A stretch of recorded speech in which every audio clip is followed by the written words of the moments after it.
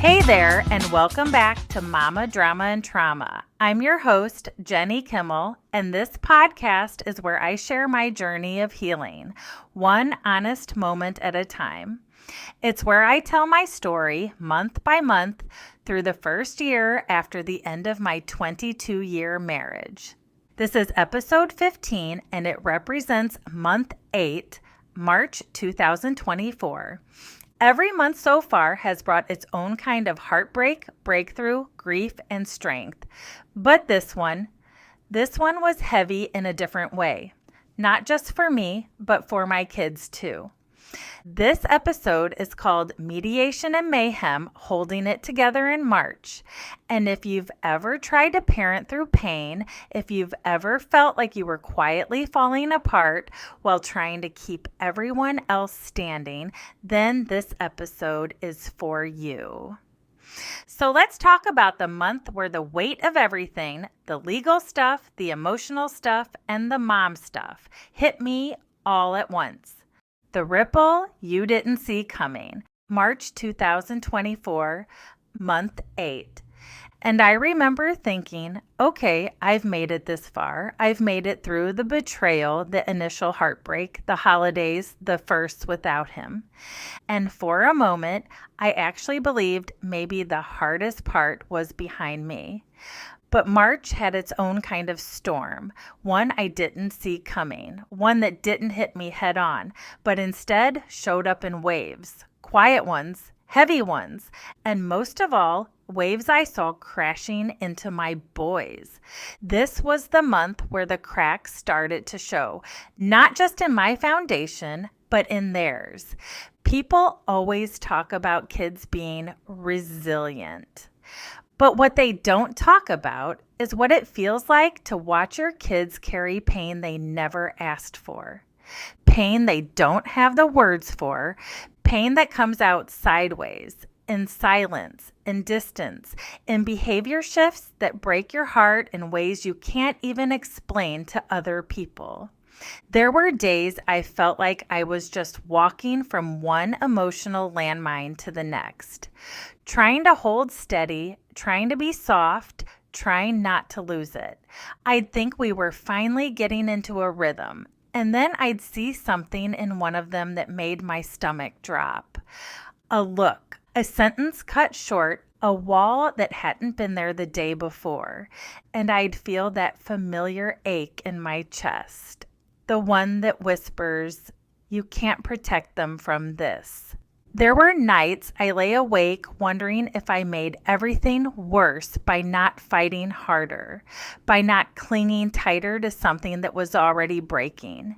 Even though he left, even though he made those choices, I still questioned if maybe I had failed somehow, if maybe I gave up too soon, because that's what moms do.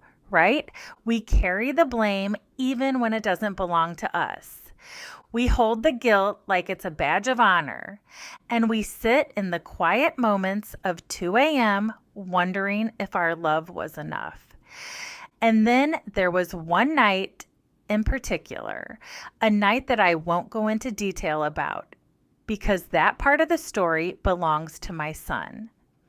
But I'll say this. It shook me, not because I didn't see it coming, but because I did, and I couldn't stop it.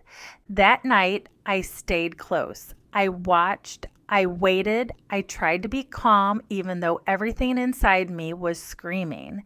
I didn't sleep. I was too afraid, too broken, too heart heavy. And in that moment, something cracked in me, not in a falling apart kind of way, but in a wide open kind of way. Like something inside me whispered, you're not just healing anymore. You're holding space for theirs too. That's when I realized this wasn't just my journey anymore. This was theirs too. And no matter how much I tried to protect them, they were already in it with me. It wasn't just my divorce. It was our loss. It was their confusion, their silence, their new normal. And that truth, it nearly wrecked me because I love them more than I know how to say. And I would have done anything to spare them this part of the story. But all I could do was stay close, stay soft, stay steady, even when I didn't feel steady at all. There were moments I felt like I was failing at everything: motherhood, healing, moving forward, letting go. But I never stopped showing up, even on the days when I felt invisible, even when the pain came in like a wave I couldn't outrun, even when I felt like I had no idea what I was doing. I still showed up. I got up, I made breakfast, I answered the questions I could and sat quietly in the ones I couldn't. I made room for their grief while carrying my own. I held space for their silence. I kept showing up in the smallest, fiercest ways because that's what love does. So, yeah, March wasn't easy. It cracked something wide open in me, but it also reminded me what I'm made of. I am their mother, and even when the waves hit hard, I will always be the place they can land. The day I sat across from a stranger. Mediation, it's a word that sounds so sterile, so simple, so businesslike. But let me tell you something. Nothing about it felt simple, and nothing about it felt like business. It felt like heartbreak in slow motion. Because mediation isn't just about dividing things up. It's about sitting across the table from someone you once thought you'd grow old with and realizing they've already moved on. That while you're still trying to untangle your life, they're already out there living theirs. Buying things, making plans, building a future you're no longer part of. When I walked into that room, I thought I was going to be strong. I thought I could be composed, firm, prepared.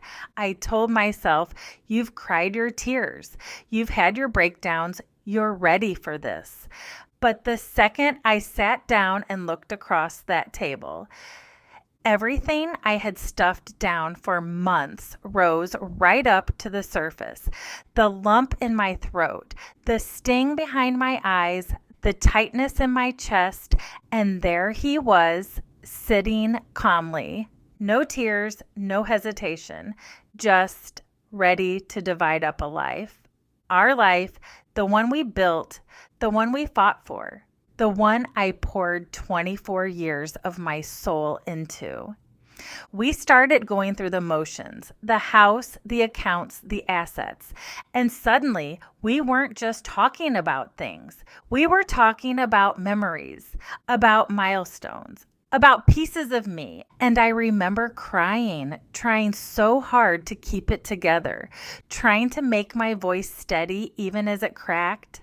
I had to excuse myself and go to the bathroom just to breathe, just to remind myself that I was there to fight for my kids, to fight for me, because no one else was going to do it for me.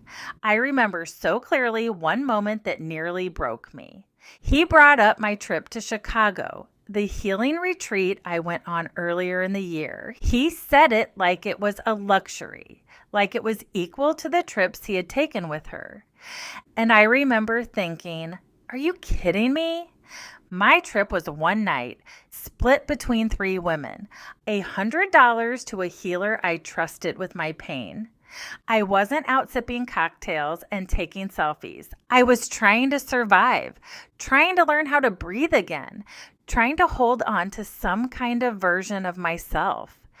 And here he was comparing that to a weekend getaway with his girlfriend, funded by the money that used to belong to both of us. That moment didn't just sting. It sliced right through the part of me that was still hoping he might understand. But he didn't. He didn't get it. He didn't want to get it. And as mediation went on, I started to see something clearly for the first time. He was no longer looking out for me, not even a little. For 22 years, I was his partner. We had each other's backs, or at least I thought we did. But now, it was every man for himself. And it hit me hard. He was lowballing the value of things we owned. He was minimizing what I needed to care for the kids. He was making me feel like asking for security was asking for too much. And in that moment, something in me snapped awake. I realized I was on my own now, not just in my healing, not just emotionally, but financially, legally, logistically. I was my only advocate, and I had to show up like it. And I did. I started keeping every receipt. I started tracking every dollar. I started asking the hard questions, the ones I used to avoid because I didn't want to rock the boat. But the boat had already sunk, and now I was swimming. There were texts back and forth, me asking about checks, rent, shared expenses, me asking not to take money from the joint account until we had an agreement, me trying to be fair, be clear, be respectful. And him, he'd ignore them or downplay them or act like I was being dramatic. And that's when I realized I wasn't just navigating the loss of a marriage. I was unraveling a version of myself that depended on someone else to do the right thing. So I got smarter, tougher, clearer, not colder. I never want to become cold, but stronger, wiser, less afraid of saying what I needed to say. And I realized mediation wasn't just about what I was losing. It was about what I was reclaiming, my voice, my boundaries, my right to rebuild. I didn't walk out of that room with all the answers, but I walked out knowing this. I am no longer sitting across from someone who's going to protect me. So I have to protect myself, and I will, for me and for my boys. When the hurt finds them too, they say that children are resilient. And in many ways, that's true. But resilience doesn't mean invincible. And it certainly doesn't mean untouched. This month, March, was the month it really hit me just how much my boys had been carrying. Not all at once, not in some dramatic breakdown, but in little ways, in quiet shifts, in the pauses between their words, the way they started closing doors that used to stay open. This was the month when they started realizing what I had already accepted. We weren't going back. This wasn't temporary. We weren't ever going to be a family of 5 under one roof again. And that realization, it hit them hard, maybe harder than they let on, but I could see it. I could feel it in the air. There were moments this month where I had to watch them wrestle with a kind of confusion and sadness I couldn't fix. Moments when they shut down, when their eyes glossed over, when they avoided simple questions or gave one-word answers. And then came the moment I had been dreading, the day they met her. Not in some carefully thought out, respectful introduction, but casually, on a night when they went to their dad's to grab dinner at his house, and she was there. And I knew from that moment on the dynamic would change, because once that door was opened, it wouldn't close again. And sure enough, it didn't. She moved in just like that. No conversation, no heads up, no question of how did the kids feel about this. Just done. And the thing is, my boys were old enough to be asked, old enough to feel it, old enough to form their own opinions, and definitely old enough to sense when they were being pushed into something they hadn't been prepared for. They weren't given a choice, and at first they didn't speak up. Not in words anyway, but I could see it all over them.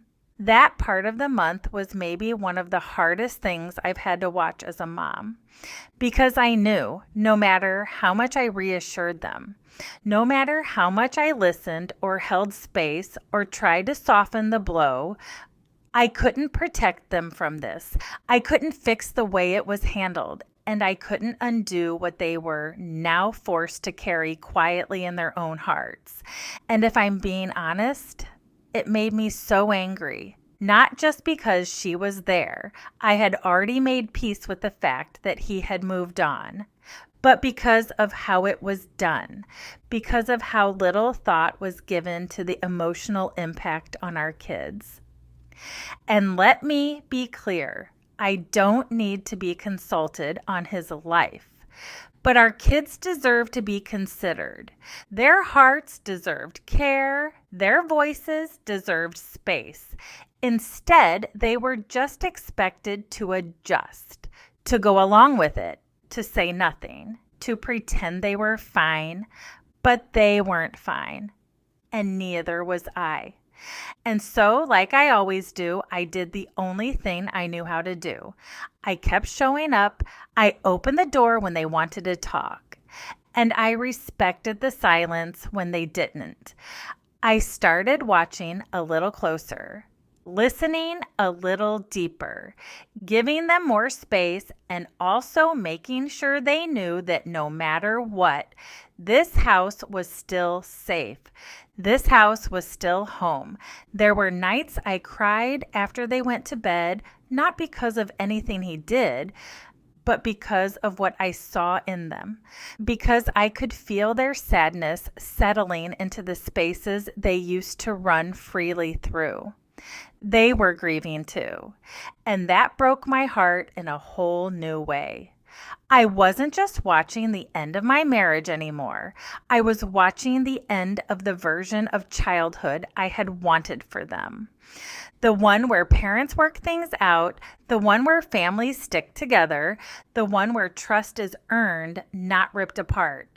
And there was nothing I could do but help them navigate it, one hard, honest moment at a time. So if you're a mom listening right now, and you're trying to help your kids through something they didn't ask for, something you couldn't protect them from, I want you to hear me. You didn't fail. You're not failing. And just because you couldn't prevent the storm doesn't mean you're not the safest place they'll ever know.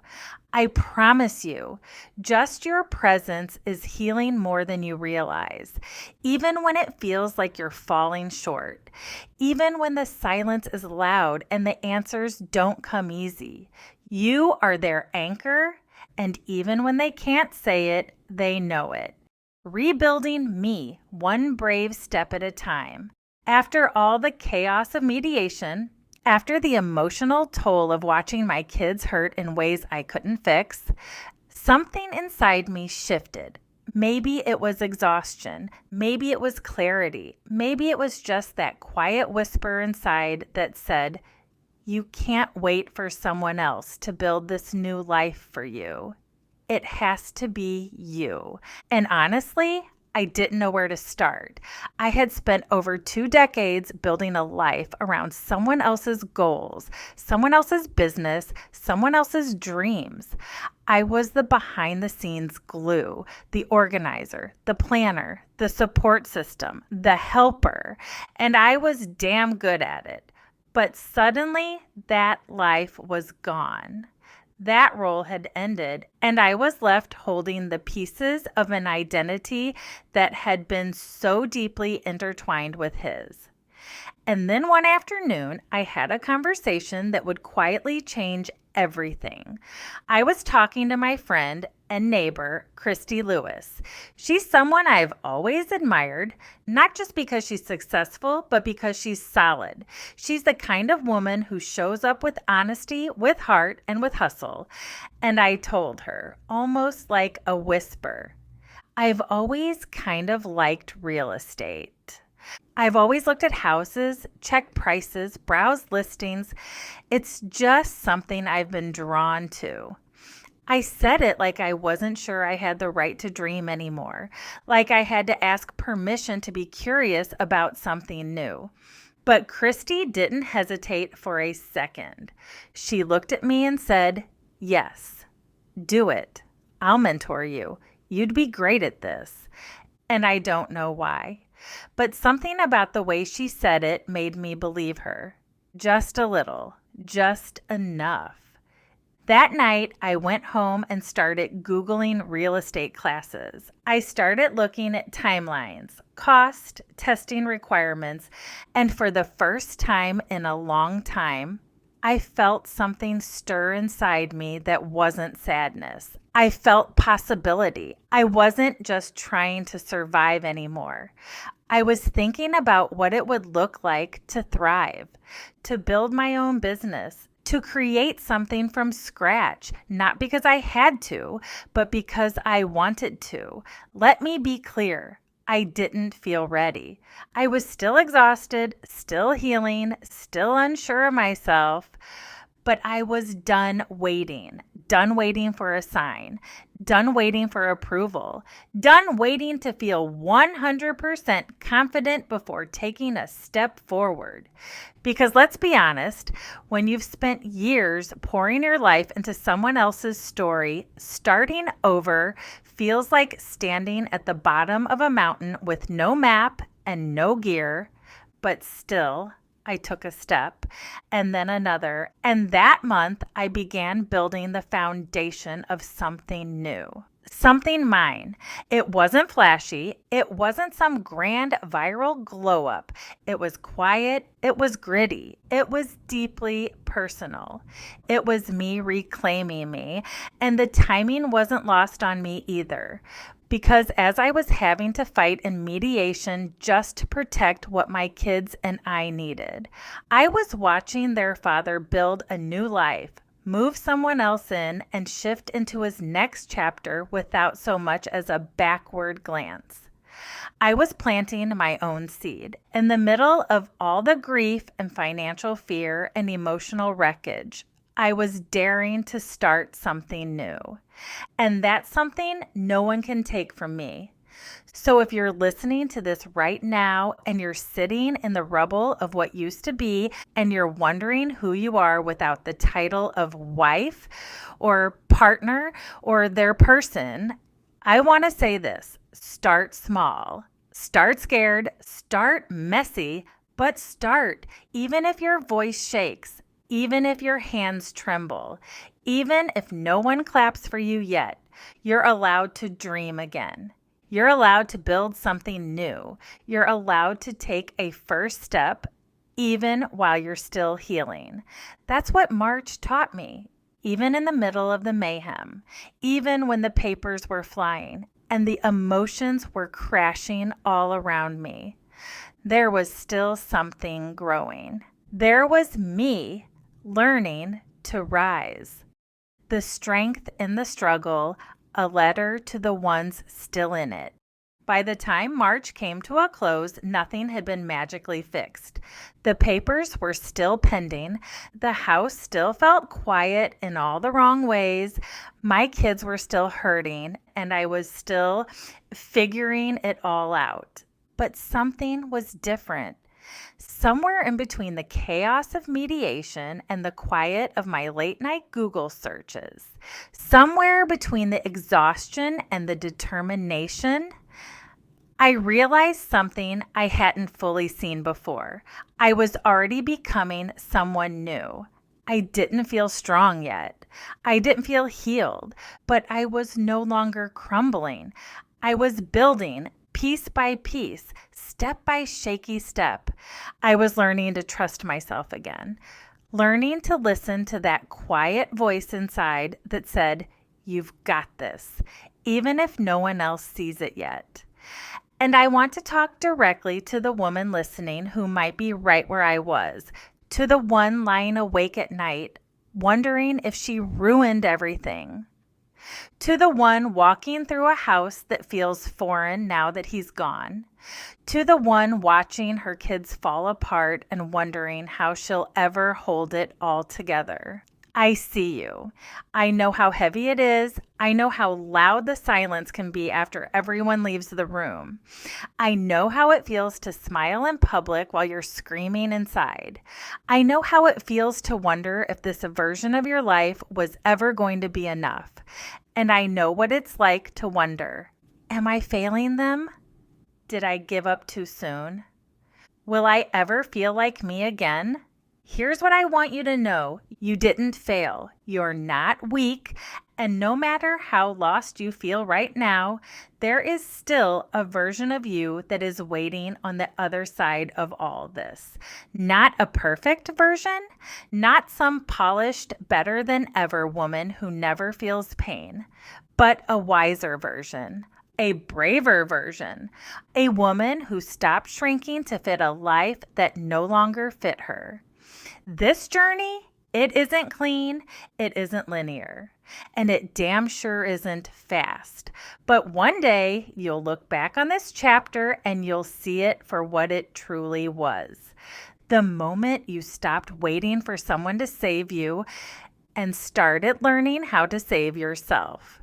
So if you're in the mayhem right now, if everything feels like it's burning down around you, breathe, ground yourself, cry if you need to, scream if you have to, but don't let go of that tiny voice inside you that says, I deserve better. I'm allowed to start again. This isn't the end of me, because it's not. You are more than what broke you. You are more than who left. You are more than the lies, the silence, the signatures, the settlement. You are a mother, a warrior, a woman who is learning to rebuild her life from the inside out.